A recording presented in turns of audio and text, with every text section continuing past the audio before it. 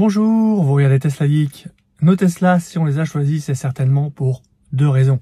La première, pour leur qualité, que ce soit leurs spécifications, le tarif, les fonctionnalités, toutes ces choses qui font qu'au global, elles sont au-dessus des autres VE. Mais aussi pour leurs défauts, parce que toutes les voitures forcément ont des défauts. Et moi personnellement, je trouve que les défauts que j'ai à reprocher aux Tesla sont bien plus minimes que les défauts que j'ai pu trouver dans d'autres marques et d'autres modèles de véhicules électriques. Mais si je vous disais que ces défauts, on peut en contourner certains. Tesla a une certaine vision de ce que doit être l'automobile et l'expérience utilisateur, l'expérience de conduite pour le conducteur. Il y a certains points qu'on peut trouver agaçants, irritants au quotidien.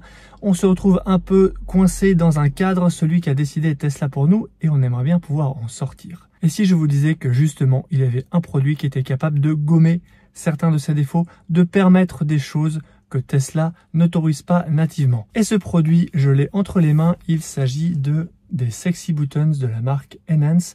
Je vous avais déjà fait une vidéo à ce sujet il y a maintenant 1 an et demi parce que je les utilise depuis 1 an et demi. Ici, il s'agit de la version 1 des Sexy Buttons.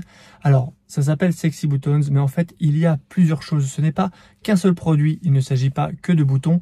Il y a effectivement des boutons qui vont permettre de lancer des actions.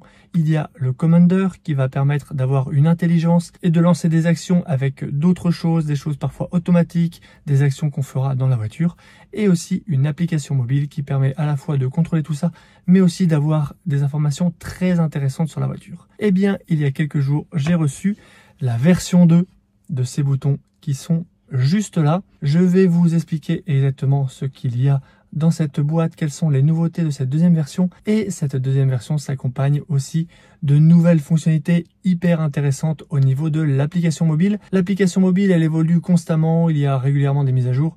Mais là, dernièrement, il y a une fonctionnalité que j'ai vraiment envie de vous partager relative à l'autopilote. Dans cette vidéo, ce que je vous propose, c'est déjà de faire un déballage, de comparer un peu les deux versions. Je vous montrerai quelles sont les nouveautés, je vous montrerai comment ça s'installe. Il y a plusieurs façons de faire.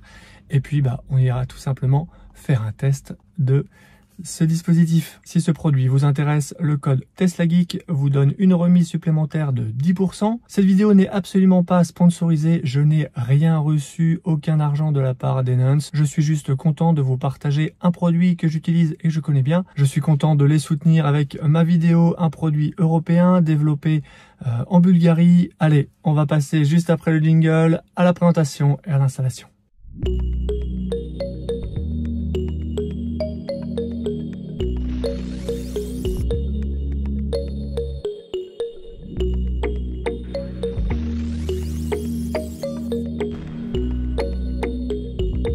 Alors voilà de quoi se composent les Sexy Boutons en version 1. On a, moi dans mon cas, 4 boutons.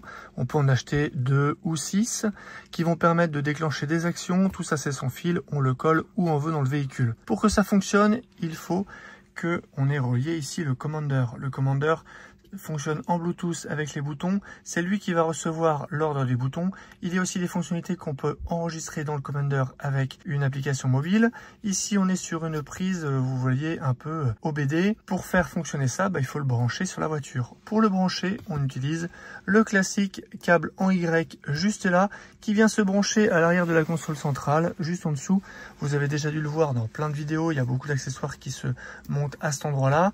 On a donc le Y avec cet embout sur lequel on va venir mettre le Commander. C'est le même format. On se retrouve quand même avec une prise assez volumineuse, un Commander aussi qui est là, qui est un petit peu gros. Une fois qu'on a trouvé sa place, il se fait très vite oublier, mais c'est vrai que ça prend un petit peu de place. Quant aux boutons, vous le voyez, ils ont un design assez sobre en forme triangulaire. Ils ont par défaut les lettres sexy comme la gamme Model S, Model 3, Model X et Model Y. Ils se collent vraiment n'importe où. Ça, c'était la version 1. Et voici maintenant la version 2. On voit que les boutons ont vraiment la même forme. À ce niveau-là, il y a l'air de ne pas y avoir trop de changements, tout du moins niveau esthétique. Par contre, le Commander, vous le voyez, il est quand même beaucoup plus petit. Il reprend la même forme. Il est aussi, regardez, beaucoup plus fin. Il y a vraiment un travail qui a été fait sur la compacité. Vous le voyez, les boutons, c'est assez simple. On a un petit autocollant à l'arrière. Ça va permettre de le coller où on veut. Et puis, au toucher ici, après, on a une petite lumière qui s'allume. Voilà, c'est assez simple. C'est livré avec des petits stickers ici. Donc on va pouvoir coller un logo qui illustre la fonctionnalité qu'on aura affectée au bouton afin de se souvenir facilement de la fonction des uns ou des autres. C'est quand même assez flagrant la différence de taille entre les deux. En termes de branchement, on a deux possibilités de branchement. Moi j'ai reçu deux câbles. Alors par contre quand vous allez le commander, il faudra choisir entre le câble pour l'installation on va dire frontale devant et le câble pour l'installation à l'arrière. Donc vous le voyez, ce câble là c'est celui qui va se mettre à l'arrière de la console centrale. On a un câble en Y assez traditionnel, les consignes d'installation sont les mêmes. Et ensuite on a ce câble là qui vient se brancher dans le Commander. Ce petit câble, je vous avoue que là au moment où je tourne la vidéo, je ne sais pas à quoi il sert. Il faudra que je me renseigne. Mais on peut aussi le brancher à un autre endroit. On peut venir le brancher dans le coin à côté de la boîte à gants, juste là-bas, vous verrez. Moi c'est certainement là que je vais le mettre. Ça s'appelle l'installation frontale, l'installation avant. Pour le brancher à l'avant, on a ce câble qui est différent avec un double Y. Et ensuite, bien sûr, on a ce câble qui va dans le Commander. Vous vous posez certainement la question de quel type d'installation choisir. Est-ce qu'il vaut mieux prendre l'installation de devant, l'installation de derrière? Moi, personnellement, j'ai décidé de le mettre dans l'installation de devant. Eh bien, pour deux raisons. La première, c'est que je reçois quand même souvent des appareils qui viennent se brancher à l'arrière sur la prise derrière. Donc, eh bien, si je le mets à l'avant, les prises à l'arrière restent libres et ça me permettra de ne pas avoir à débrancher mes Sexy Buttons pour faire d'autres démos. Donc ça, c'est un premier point. Après, bon, il y a aussi des appareils qui se branchent uniquement à l'avant comme certains écrans CarPlay que j'ai déjà montré. Donc voilà, prenez ça en considération. Le deuxième point, c'est que le branchement à l'avant permettra dans un futur proche d'avoir accès à de nouvelles fonctionnalités qui ne seront accessibles que par une installation à l'avant parce qu'il y a des informations supplémentaires qui passent à cet endroit-là, qui ne passent pas à l'arrière et qui vont être exploitées très bientôt par les Sexy Buttons pour lancer des actions. Je peux pas encore vous dire quoi, pour le moment c'est encore un petit peu secret, mais je sais qu'à l'avenir, il y a vraiment des choses qui vont se passer à l'avant. Après, si ces fonctionnalités ne vous intéressent pas, que ce soit à l'avant ou à l'arrière, ça ne change rien.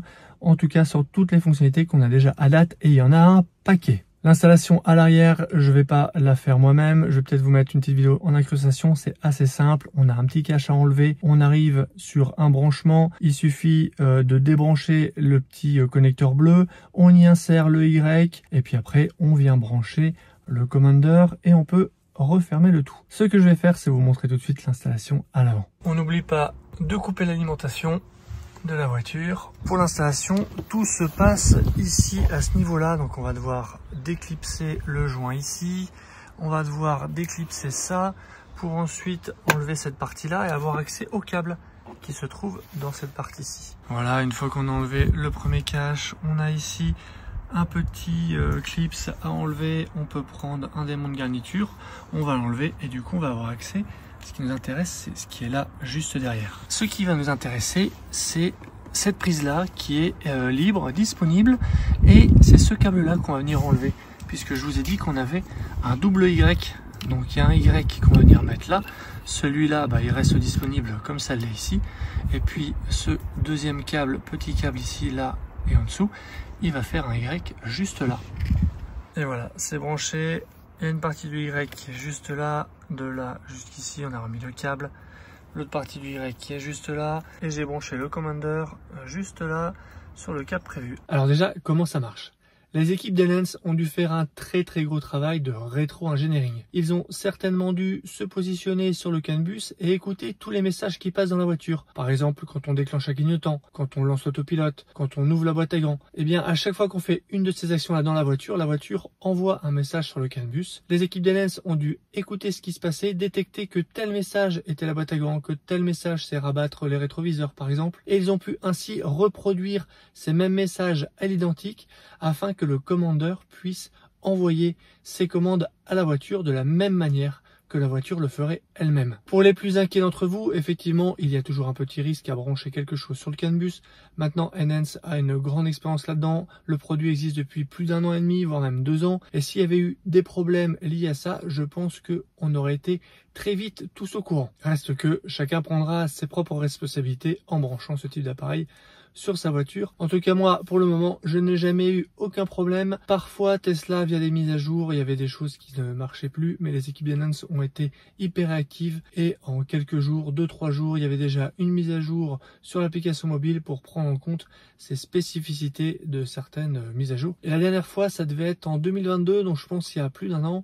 Donc c'est vraiment pas souvent. Donc tout passe par le commandeur et on a une application mobile que j'ai juste là sur mon téléphone qui nous permet de paramétrer les actions, les boutons, tout ça, et je vous propose de regarder ça ensemble tout de suite. Alors, quand on lance l'application, on arrive tout de suite sur un écran d'accueil, on a un compteur de vitesse et on a un ensemble de tuiles. Alors moi j'en ai 6, mais tout ça, ça peut se régler. On peut avoir d'autres formats, 9, des gros comme ça, voilà. Moi je vais rester sur ce format là, et ensuite pour chacun des points qui sont là, on peut venir paramétrer soit une action, soit une stat. Donc moi j'ai plutôt mis un mélange de stats et d'actions. Donc par exemple j'ai mis en haut à gauche la puissance du moteur avant, en haut à droite la puissance du moteur arrière, au milieu j'ai mis le préconditionnement de la batterie, donc je peux le lancer manuellement depuis l'appui, et quand il n'est pas lancé, bah là je vois la température de la batterie, elle est actuellement à 15 degrés. À gauche, j'ai le niveau de batterie. Bon, c'est pas forcément utile parce qu'on l'a à l'écran.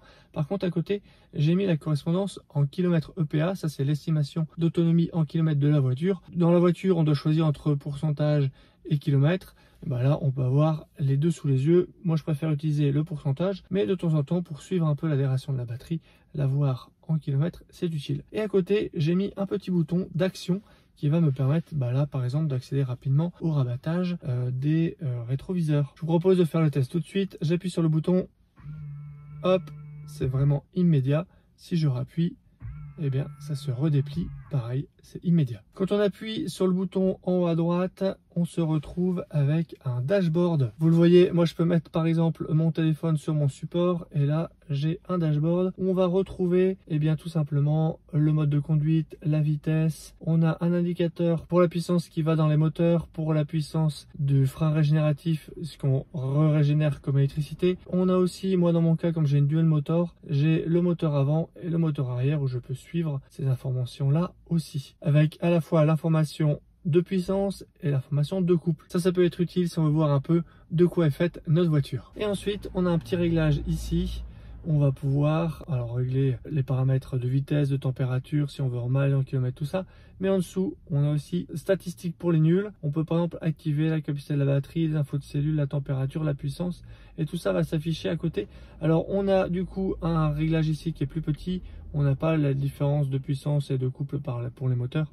Mais on a toutes les informations au niveau de la batterie, information des cellules, température des moteurs, température des batteries et la puissance instantanée. Alors là, forcément, je suis à l'arrêt. Un petit peu attention à ça, le nominal à 9 qui est utilisé pour calculer la dégradation.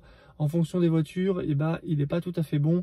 Je sais que par exemple sur les modèles Y propulsion chinois et modèle 3 propulsion, il est indiqué autour de 60 kWh, mais en fait, il est plus élevé que ça. En réalité, en chargeant la batterie à 100%, on peut dépasser cette capacité nominale à 9 et être autour de 61,3. Donc ça masque une partie de la dégradation. Ensuite, juste en dessous, on a une section dédiée au paramétrage des boutons.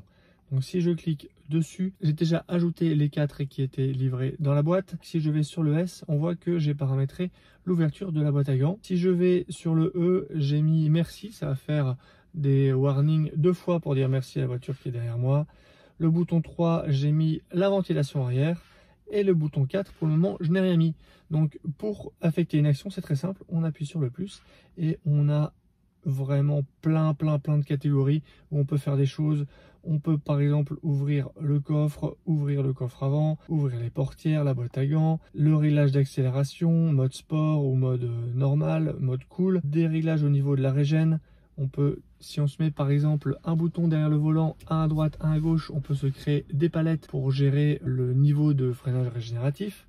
Qu'est-ce qu'on a d'autre? Si je vais dans autopilote, on va pouvoir changer la vitesse, l'activer, c'est un mode autopilote max. Enfin, il y a vraiment plein de choses, contrôle de la musique. Au niveau de la recharge, on peut activer le préconditionnement de la batterie avec un bouton. Ça peut être vraiment très pratique quand on se recharge ailleurs que chez Tesla. Ouvrir le port de recharge. Les rétroviseurs, je vous ai déjà fait une petite démo.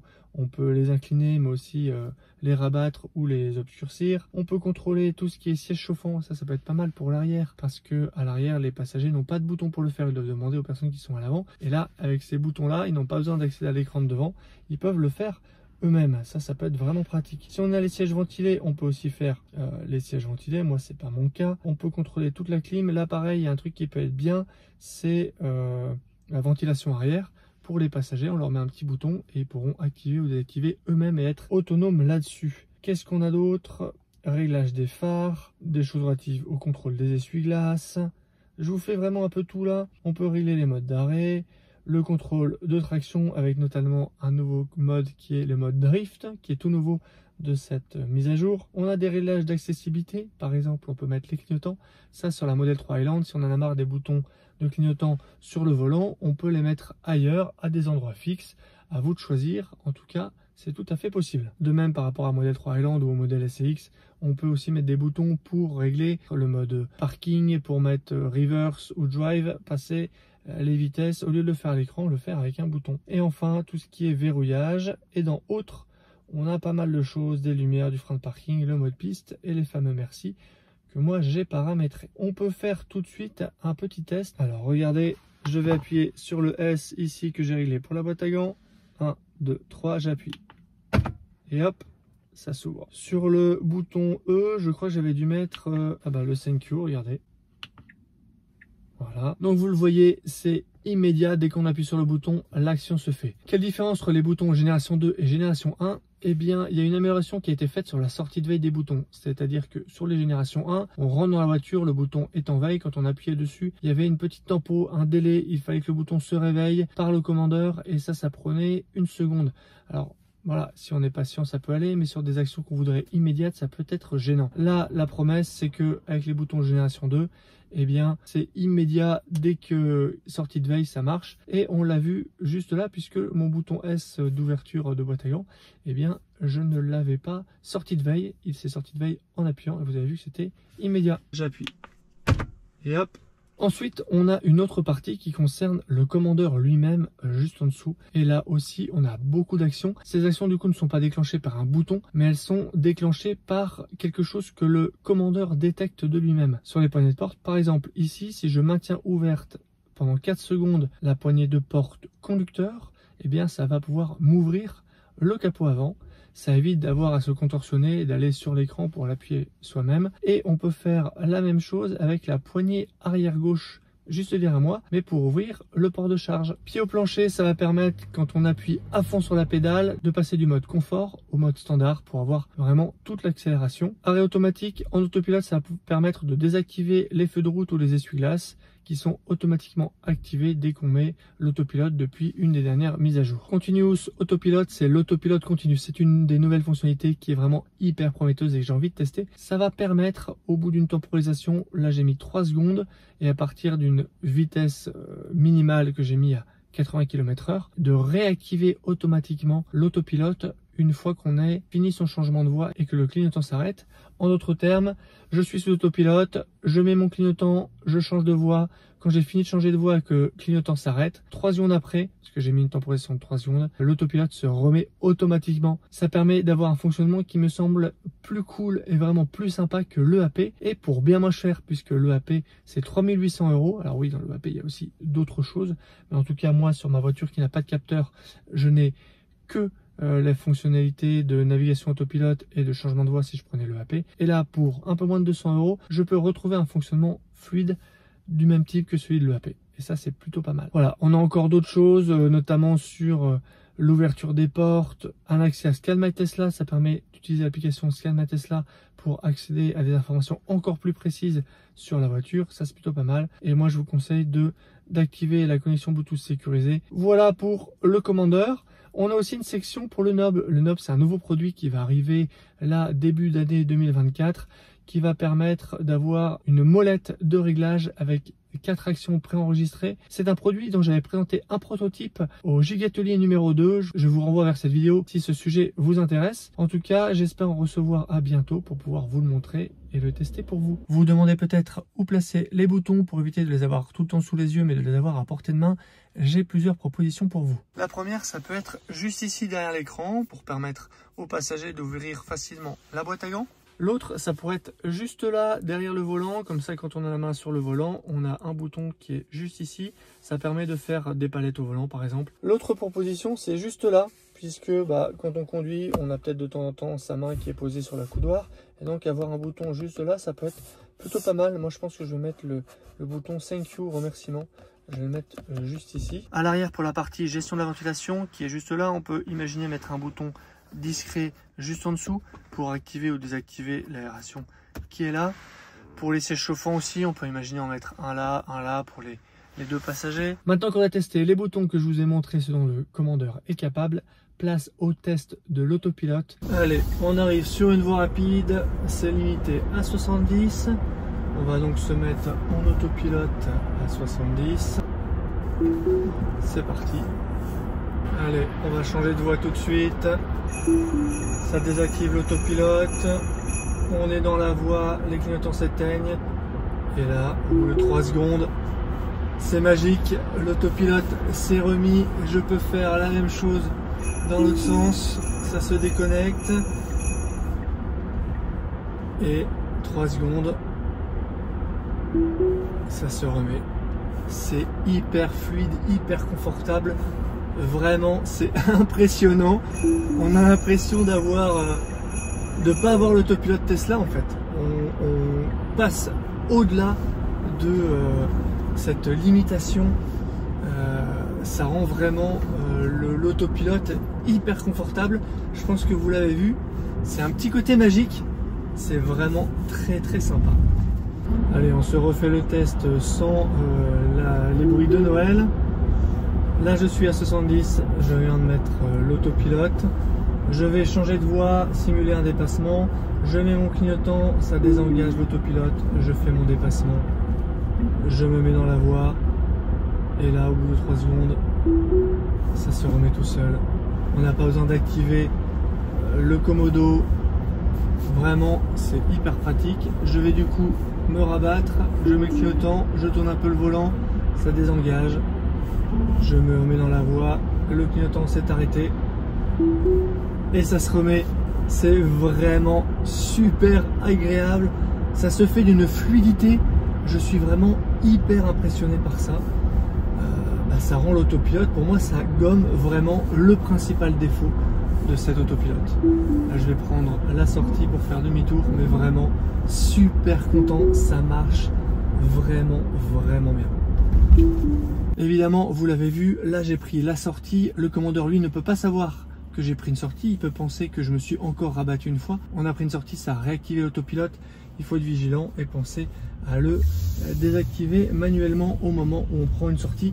Mais toujours est-il que ça rend quand même hyper confortable l'autopilote Tesla et ça c'est vraiment bien. Vous l'aurez compris avec cette vidéo, les sexy buttons, ce ne sont pas que des boutons, ce sont des boutons, un commandeur intelligent et une application mobile. Je suis hyper content de ce test et en particulier la partie autopilote continu qui ajoute vraiment encore un gros plus à ce produit en gommant l'un des principaux défauts que l'on peut faire à Tesla et à son autopilote. Si ce produit vous intéresse, je vous mets un lien en description vers le site officiel d'Enhance. C'est expédié bien sûr depuis l'Europe et avec le code TeslaGeek, vous aurez une réduction supplémentaire de 10%, supplémentaire aux déjà 25% de remise pendant Noël. Ça, c'est vraiment sympa de rendre cette réduction cumulable de la part d'Enhance. J'espère que cette vidéo vous aura plu. N'hésitez pas à commenter, à me poser des questions en commentaire. N'hésitez pas aussi à jeter un œil sur mon site teslageek.fr pour des bons plans, la checklist de livraison, une sélection d'accessoires pour modèle 3 et modèle Y. Abonnez-vous pour ne pas rater mes prochaines vidéos et je vous dis à bientôt pour une prochaine vidéo. Si tu as aimé cette vidéo ou que tu veux soutenir la chaîne, mets un like. Tu peux t'abonner pour recevoir les notifications de mes prochaines vidéos et aider la chaîne à être mieux référencée. N'hésite pas à donner ton avis en commentaire. À bientôt!